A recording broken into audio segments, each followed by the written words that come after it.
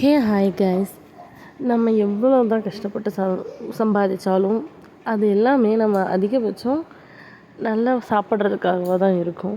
வேறு எதுக்கு நம்ம செலவு பண்ணியிருந்தாலும் சாப்பாடுக்கு செலவு பண்ணுறதுல தான் ஒரு ஆத்ம திருப்தி இருக்கும். அப்படி அந்த சாப்பாடு நல்லா இருந்தால் தான் நமக்கும் சந்தோஷமாக இருக்கும். ஸோ நீங்கள் ஹோட்டலில் ஸ்பெண்ட் பண்ணி நிறையா காசு செலவு பண்ணி ஹெல்த்தையும் கெடுத்துக்கிட்டு சாப்பிட்றத விட வீட்டில் நமக்கு பிடிச்சதா நல்லதாக சமைச்சு சாப்பிட்டாலே ரொம்ப சந்தோஷம்தான். ஸோ அப்படி நமக்கு சாப்பாடு நல்லபடியாக வீட்டில் இருக்குது அப்படின்னாலே அந்த சாப்பாடு தான் அமிர்தம். நீங்களும் வீட்டில் நல்லபடியாக சமைச்சு சாப்பிட்டு பாருங்கள், அந்த சந்தோஷமே வேறு தான்.